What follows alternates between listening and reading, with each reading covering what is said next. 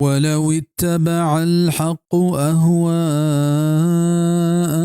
لفسدت السماوات والأرض ومن فيهن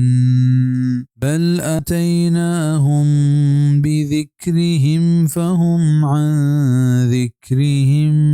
معرضون. و اگر رندہ بکپیت حق آنی واہشتانی گوڑا خراب بنت آسمان و زمین و ہر چی کے آنی تہا ہست بلکہ من رسیں تک پا آیا آنی نصیحت نی آچا وتی نصیحتا دیما تابدیو کنت. ادا چا حقا مراد دین و شریعتیں کہ اگر دین آنی واہشتانی رہبند بی گوڑا کائنات دراہن نظام دیم پرادیم بھی بزا کہ کائنات دراہن نظام عقیدہ توحید گوما ہم گرنچیں. اگر توحید و موحد حلاس بیوا گوڑا کائنات نظام پہکا ایدیم پرادیم بھی ہنچو کے لہت حدیثہ نی تحاکیت کے قیامت تہما وحدہ نیت کے زمین سرا اللہ پاک کے نام گرگ بھی. صحیح مسلم کتاب الایمان باب ذهاب الایمان آخر الزمان عن انس رضی اللہ عنہ و مسند احمد رقم الحدیث 11982 بتحقیق احمد شاکر. یا کہ ای آیت معنی ہمیں آیت معنیت کہ اللہ پاک فرمان کنت لو کان فیہما آلہہ الا اللہ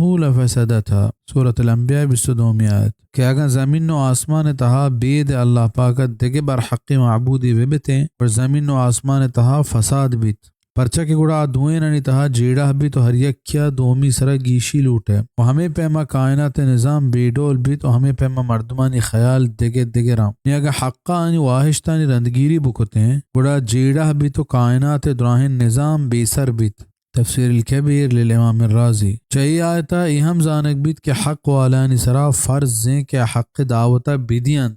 وہی سرا پادا محکنند اور ردیانی خیالداریا ہے چوڑا مکنند و آیا آئینی رو مگیبت اگنا درائیں کائنات تہا فساد جوڑ بھی و خیر گار بھی. پمشہ علماء ربانی حق سر اشتاتگاں بلی کے قید و بندانی تکلیف آئین سر اتکگاں. ادا چا ذکرہ مراد قرآن انت مکہ کافران وط پیسرا ہمیں لوٹت کہ پیسرگی امتانی پیما آئین سر آسمانی کتابی بھی ہے علماء یہ رندگیریہ کنے بچار صورت الصافات 168 و 169 بل قرآن نازل بھی اگر رند آئیں چاہیے دیم تاب دات